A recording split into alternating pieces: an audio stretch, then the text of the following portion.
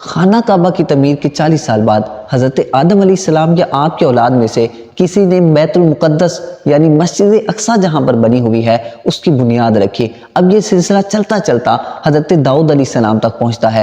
حضرت داؤد علیہ السلام نے اس جگہ پر اس کی بنیاد رکھی جہاں پر حضرت موسیٰ علیہ السلام کا خیمہ لگا ہوا تھا۔ اب حضرت داؤد علیہ السلام کی ظاہری زندگی میں یہ تعمیر جاری و ساری رہتی ہے اور تعمیر چلتی رہتی ہے، لیکن آخر کار آپ بھی ظاہری دنیا سے پردہ فرما جاتے ہیں۔ حضرت سلیمان علیہ السلام اس کی تعمیر فرماتے ہیں، تعمیر جاری رہتی ہے اور آپ جنات کے ذریعے اس تعمیر کو جاری فرماتے ہیں۔ اب تعمیر چلتی رہتی ہے، جاری و ساری رہتی ہے، لیکن آخر کار جب وفات کا وقت ہوتا ہے، سال بھر کی تعمیر کا کام ابھی پڑا ہوتا ہے، حضرت سلیمان علیہ السلام غسل فرماتے ہیں، خوشبو لگاتے ہیں اور اپنے عصا پر ٹیک لگا کے کھڑے ہو جاتے ہیں۔ اب اسی حالت میں حضرت عزرائیل علیہ السلام آتے ہیں اور حضرت سلیمان علیہ السلام کی روح کو قبض فرما لیتے ہیں۔ اب حضرت سلیمان علیہ السلام اسی حالت پر کھڑے رہتے ہیں۔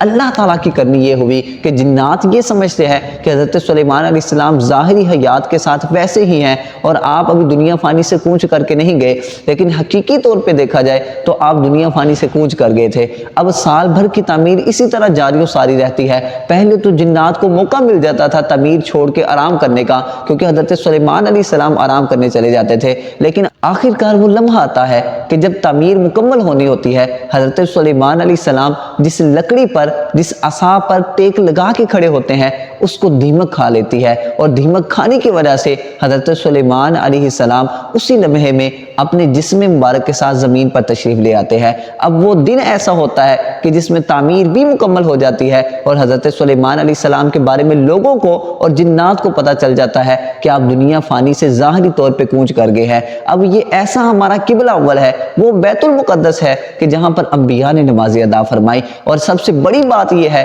کہ اس قبلے کی طرف سید الانبیاء محمد مصطفیٰ صلی اللہ علیہ وسلم ابھی منہ کر کے تقریباً 16 سے 17 ماہ نماز ادا فرماتے رہے۔ اور پھر کیا ہی شان ہے اس قبلے کی، کیا ہی بات ہے مسجد اقصیٰ کی کہ جس کا قرآن کے اندر تذکرہ ہوا اور ایسے مبارک مقام پر تذکرہ ہوا جب اللہ نے اپنے محبوب کی تسکین قلب کے لیے اپنے محبوب کو اپنے جلوے دکھانے تھے۔ اسی سفر کے دوران یعنی معراج کے سفر کے دوران اللہ تبارک و تعالیٰ نے اپنے محبوب کی اقتداء میں تمام نبیوں کو مسجد اقصیٰ میں نماز ادا فرمانے کا حکم فرمایا۔ آج ہم اسی مسجد اقصیٰ کے کیا محافظ نہیں بن سکتے؟ آج ہم اسی مسجد اقصیٰ کو نشانہ بنانے والے، اسی مسجد اقصیٰ پر کارروائیاں کرنے والوں کے ساتھ دوستیاں لگا رہے ہیں۔ اسی مقدس مقام پر مشکل وقت آن پڑا، اسی مقدس مقام کو جو لوگ نشانہ بنا رہے ہیں، ہمارا عالم اسلام اس قدر غفلت میں ڈوبا ہوا ہے کہ وہ اس مقدس مقام کو نشانہ بنانے والوں کے ساتھ دوستیاں لگا رہا ہے۔ حتیٰ کہ قرآن میں اللہ نے صریح طور پہ فرما دیا